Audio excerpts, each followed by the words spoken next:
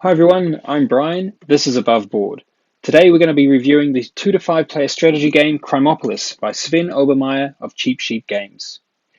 Before we start, it should be noted that this is a prototype version of the game, so components and artwork may differ slightly in the final retail version, which will be out in November this year.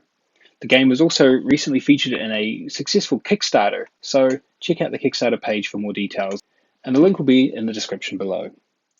Crimopolis is a richly themed game of rival gangsters, combining a number of fun mechanics that allow players to inhabit the roles of criminal kingpins vying for control of territories in an attempt to take over the city of Crimopolis, the unfortunately named city that is the backdrop to this highly entertaining game.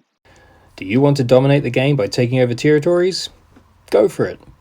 Prefer to wage out-and-out war on the mean streets of Crimopolis? The game supports that too. Or perhaps you prefer to work the seedy underbelly, completing jobs, gaining fortune cards, and trying to avoid the ire of rival gangs. Whatever your preference, Crimopolis delivers a cohesive, streamlined set of mechanics that support its gangster theme perfectly. Players begin with a headquarters occupied by a single gangster.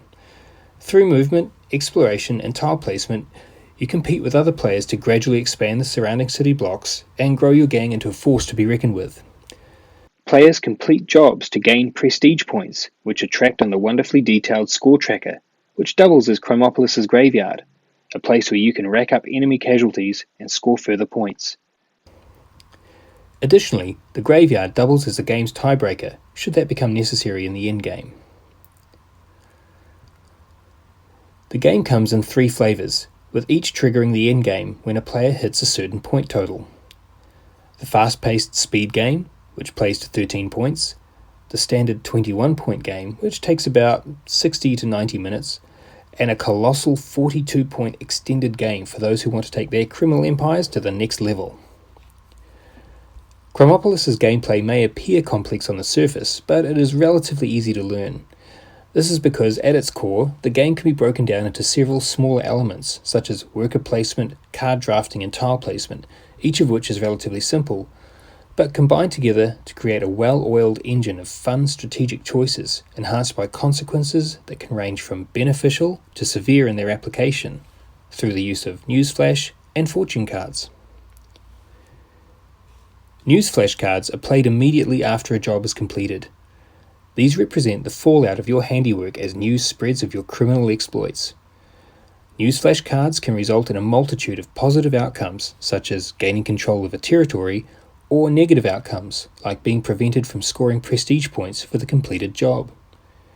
Just as often, newsflashes can prove inconsequential if the conditions on the card are not met, but the tension of drawing one after each job is just as much fun as playing out the result written on it. Fortune cards also play a pivotal role in the game. They provide powerful, single-use abilities which have the potential to change the balance of power within a turn. Thematically, this could be akin to an informant providing vital information to a rival gang, which suddenly results in an entire squad of your gangsters being taken out all at once. Others could allow you to cancel out a devastating fortune card that another player tries to play against you, or add extra time to your next turn as a boon. And, if all else fails, they can allow you to use up leftover hours if there are no other viable options available, as collecting each card costs 2 hours on your turn clock. Replayability is high, as the layout and setup of the game will be different each time, and the random tile draws combined with the aforementioned newsflash and fortune cards ensure a level of unpredictability, making long-term strategizing difficult. Personally, my favourite feature of the game is the way players' actions are governed by the in-game clock. There are several actions a player may take during any given turn, and each action has a set amount of hours it takes to complete. For example, you can recruit for 2 hours of game time, you can move for 1 hour, exploring is free along any unexplored edge, and then you can complete a job. No, but not this job, because there's no vegan house around. So let's do the one that is around, shall we? This not only serves as a great motivator for action economy, but also provides a way to include others at the table by having them take on the role of timekeeper for the current player. Certain newsflash or fortune cards can affect the hours on the clock by adding or subtracting hours to your own or another player's turn. All these elements coalesce to form a fun, strategic experience that most new players should pick up easily, but with enough nuance to keep veterans returning to the game time and again to try out different approaches. My only issue with Crimopolis is that the wonderful church and graveyard is usually set to the side of the play area during play and treated as more of an afterthought. This is necessary to a point, since the city tiles can expand in all directions and take up quite a bit of room. But it would have been nice to have had this building implemented as a centerpiece to the gameplay, somehow allowing players to build a city around it. Clearly a lot of effort went into the design and creation of this feature, so it seems a shame that it's kept to the periphery during play. Some players also felt that the street sections of the game tiles were a bit too narrow and fiddly to position their gangsters accurately. Now, bearing in mind this version of the game is a prototype, and I'd heard tell that the final version will contain larger components, so if this applies to the tiles, then this problem may not be an issue in the final release. Beyond that, neither myself nor the members of my gaming group could put our fingers on any particular issue that we took exception to. Our group was made up of a combination of newer players as well as tried and true veterans of tabletop gaming, and everyone at the table said they had a great deal of fun with this game.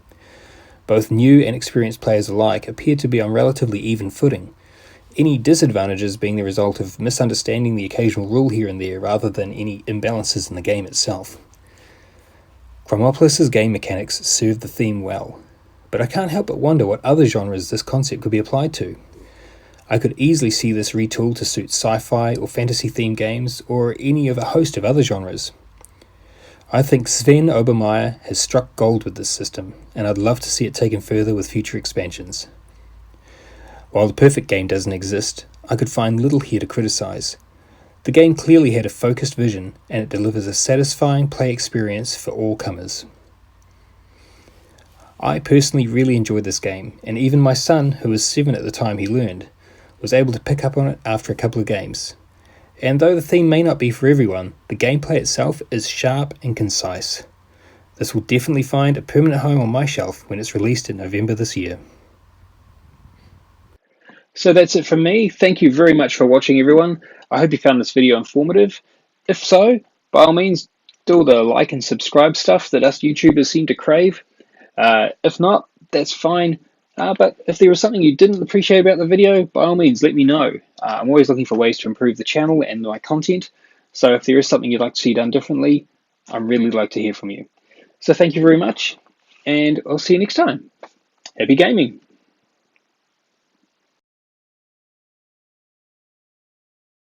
Below. If you do a thumbs down, I don't mind. It's great. You're entitled to your opinion, but please just give me something. Give me something to work on. Why didn't you like it? Why don't you like me? Dick. Okay.